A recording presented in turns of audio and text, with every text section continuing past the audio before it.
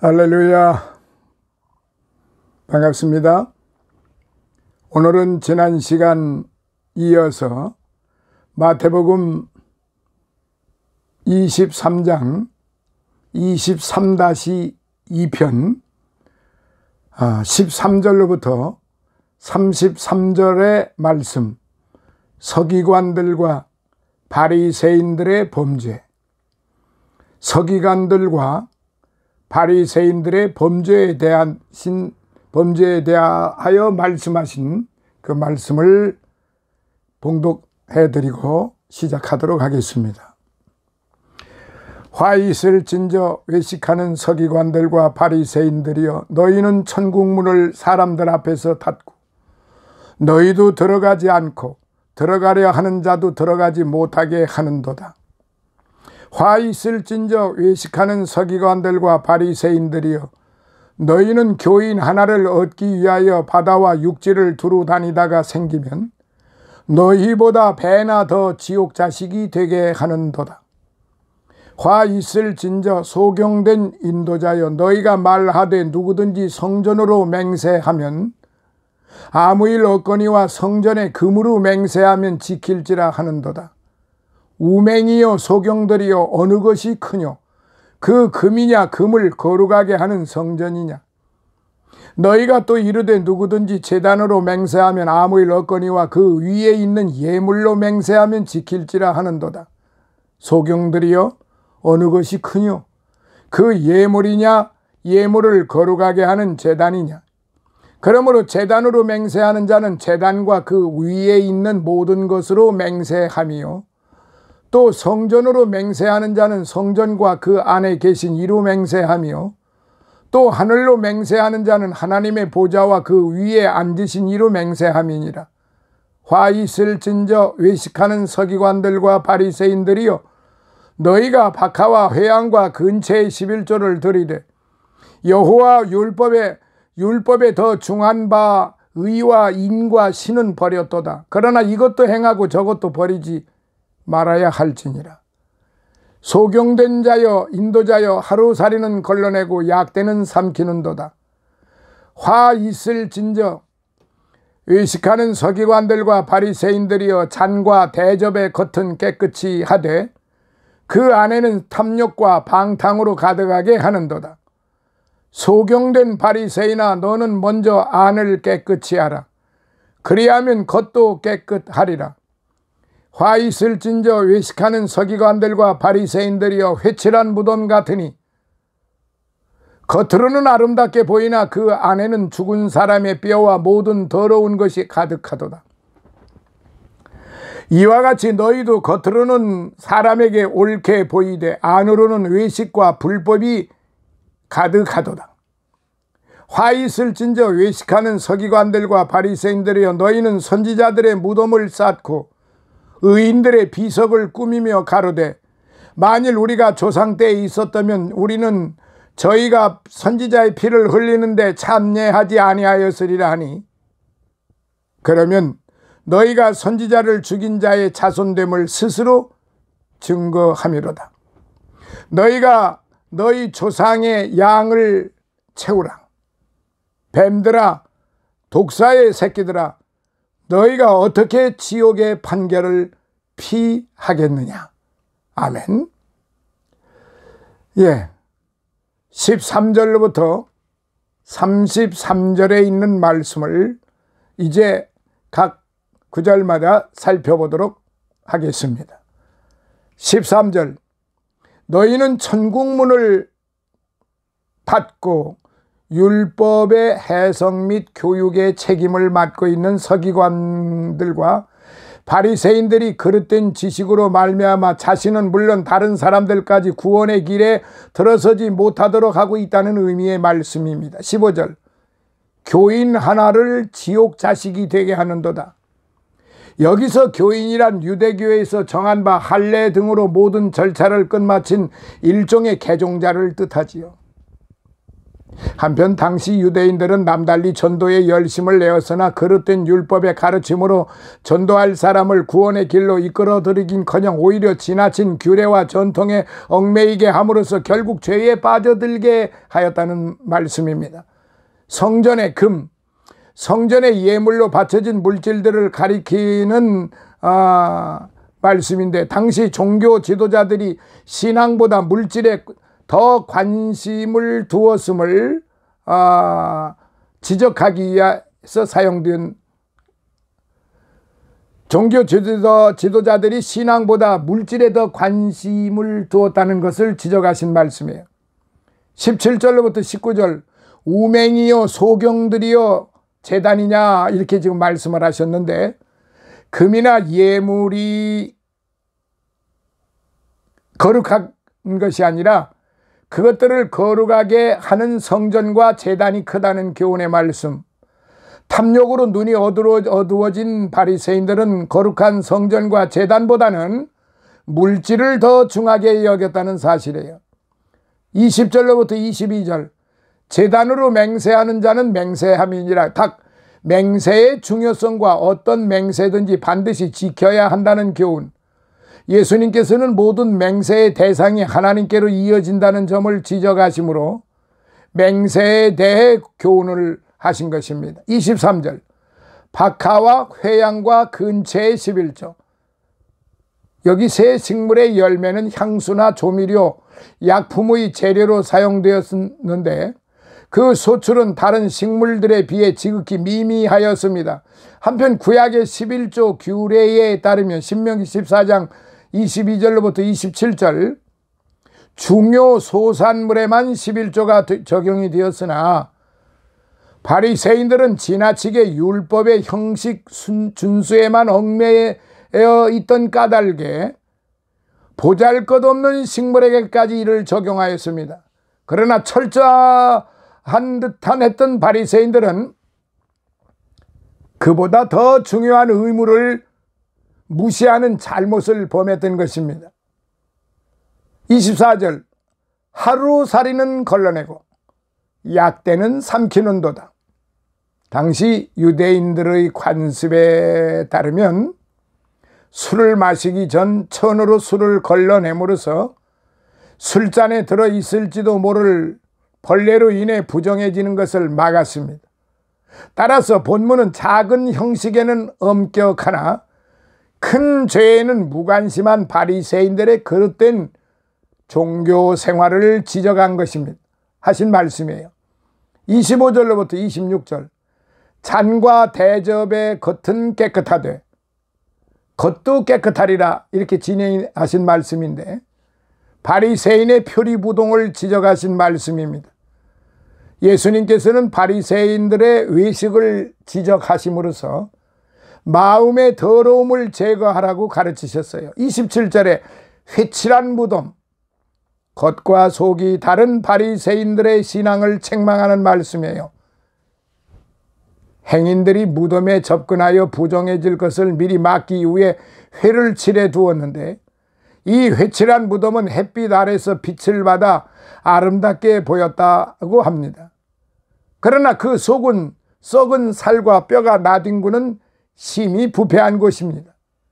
외식과 불법, 외식은 겉과 속이 다름을, 불법은 바리새인들이 먼저 율법을 범한 사실을 가리킵니다. 29절로부터 33절, 너희는 너희 조상의 양을 채우라, 이렇게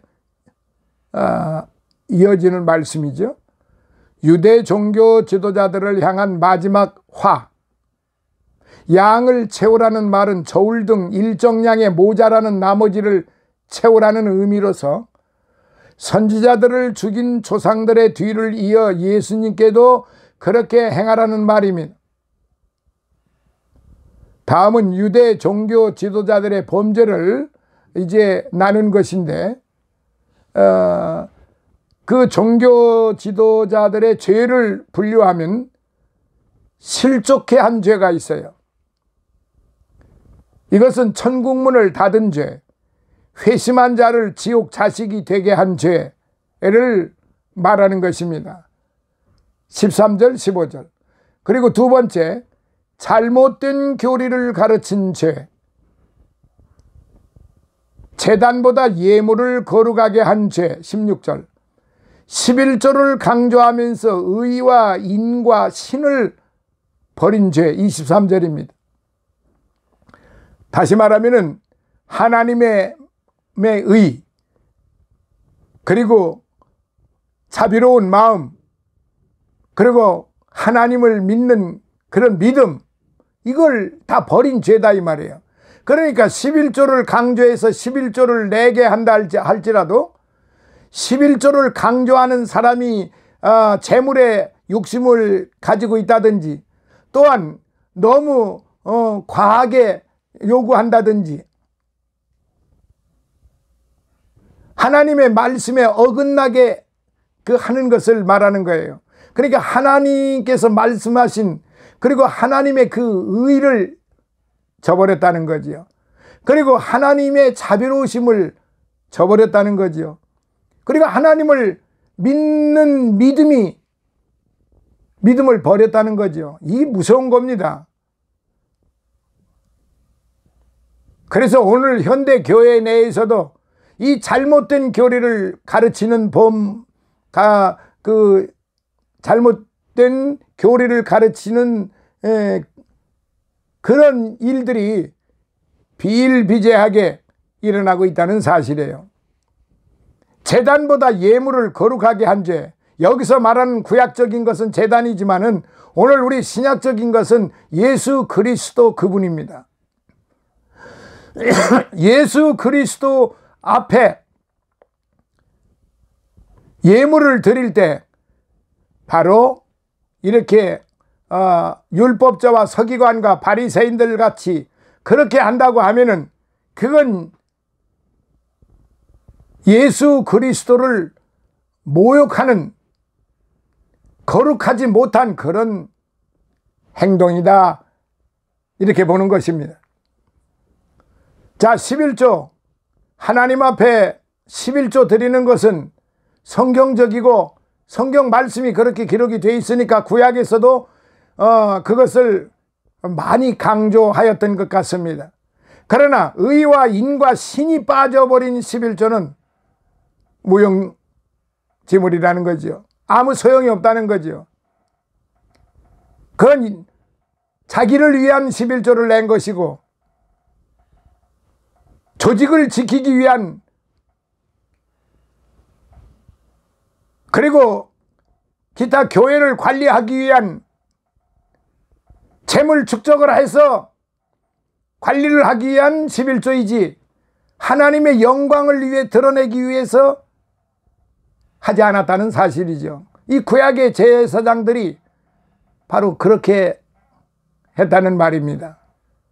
오늘 현대 교회에서도 바로 하나님 앞에 드려지는 11조는 의와 인과 신으로 드려져야만 되는 것이에요. 그것이 빠진다면은 그건 11조가 아니고 그건 자기를 위한 것이기 때문에 아무런 의미가 없는 거예요. 10,000,000번을 드려도 그건 아무런 의미가 없어요. 오직 하나님의 영광만을 위하여, 하나님의 뜻을 이루어 드리기 위하여 의와 인과 신을 저버리고 드려지는 것, 아무런 의미가 없다는 거예요.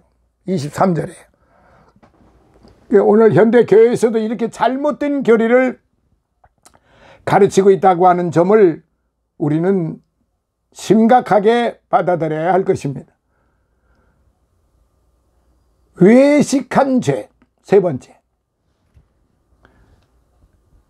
이 종교 지도자들의 세 번째 죄가, 첫 번째는 실족해 한 죄, 두 번째는 잘못된 교리를 가르친 죄, 세 번째는 외식한 죄. 이건 무엇이냐? 25절에 탐욕과 방탕을 위장한 죄라 이 말이에요. 더러운 것을 감추고 그것으로 다른 사람을 넘어뜨린 죄다 이 말이죠.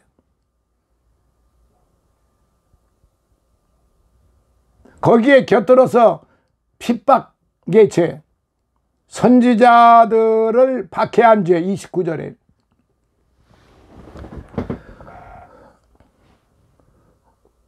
오늘날 교회에서 성도들이 목회자가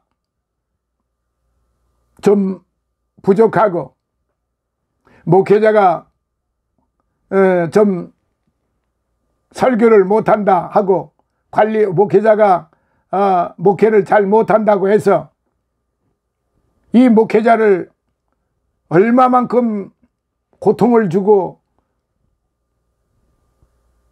슬픔을 안겨주고 심지어는 쫓아내는 경우가 허다했습니다. 지금도 그런 일들이 벌어지고 있습니다. 누구에 의해서 누가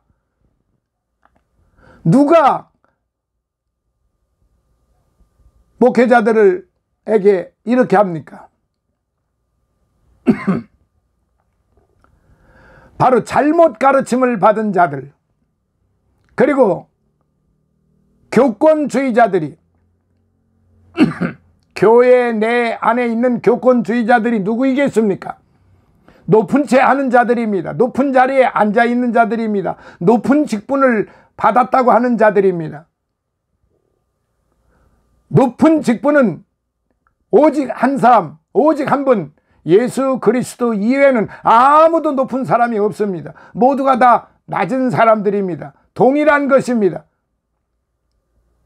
단 목사의 직분이 있고 장로의 직분이 있고 권사의 직분이 있고, 물론 성경은 권사라는 말이 없지만은 일단은 교회 내에서 만들어 놓은 그 계급주의적인 사고가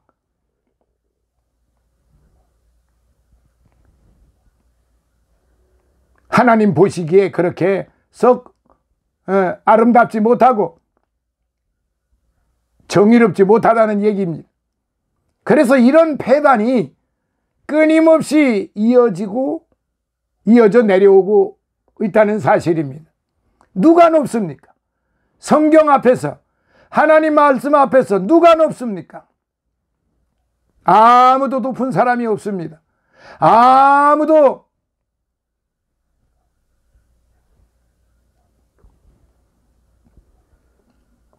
주님 앞에서는 모두가 동일합니다.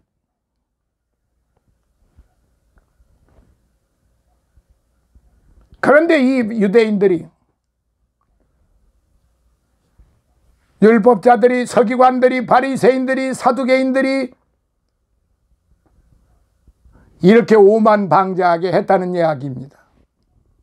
그것이 바로 오늘 현대 교회에서도 더더욱 아주 열성적으로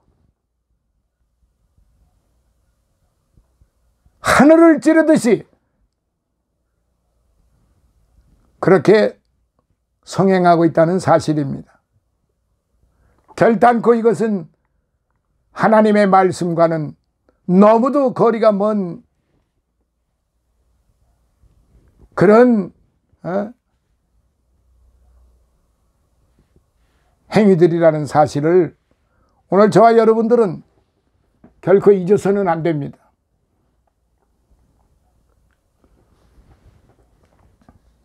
사랑하시는 성도 여러분, 오늘의 이 지금 두 번째 이 말씀, 서기관들과 바리새인들의 범죄에 대해서 지적하신 주님의 그 심정을 한번 헤아려 보시기를 바랍니다.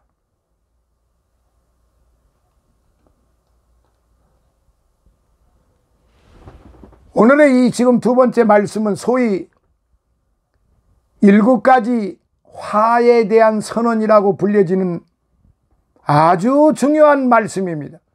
그래서 이 부분을 소위 7화, 7가지 화 선언이라는 그렇게 불려지는 말씀입니다. 즉 예수께서 본문을 통해 외식하는 서기관들과 바리새인들의 죄악상을 열거하시며 이에 대한 7가지 화를 선포하신 거예요. 7가지 화를. 특히 이 7가지의 범죄함에 대한 그 결과는 7가지의 저주로, 7저주로 그 내용별로 13절, 15절, 16절, 24절, 28절, 29절로부터 36절 등으로 우리가 요약해서 볼 수 있습니다. 자, 그러면 여기서 이 4가지, 7가지를 4가지로 함축해서 내용을 좀, 이 하신 말씀을 좀 더 자세히 살펴보도록 하겠습니다. 첫 번째, 복음에 대한 대적 행위. 복음에 대한 대적 행위. 그리고 두 번째, 의와 인과 신을 버린 행위. 의와 인과 신을 버린 행위. 세 번째, 외적인 행실에만 주의를 기울인 행위. 외적인 행실에만 주의를 기울인 행위. 네 번째, 죄악의 물결 속에 안주하는 그런 행위. 이런 행위를 통해서 우리들에게 주시는 말씀을 우리가 생각해 볼 때 너무나도 두렵고 떨립니다. 자, 이 4가지 내용으로 함축했는데 어쨌든 7가지 화에 대한 선언의 말씀에 대해서 우리는 정말로 명심하고 또 명심하고 또 명심해서 이 말씀의 선언을 가슴 깊이 새겨서 그냥 새기고 머리로만 알 것이 아니라 내 생활 속에서 그대로 나타내 보여야 하는, 그렇게 해서 주님이 기뻐하시는 삶으로 우리가 살아가야 한다는 사실을 말씀드리고 싶은 것입니다. 시간 관계상 다음 23편 23-3편에서 이 7가지 화에 대해서 짚어보고 말씀드리기로 하겠습니다. 감사합니다. 세 번째 시간에 다시 만나 뵙기로 하겠습니다. 할렐루야.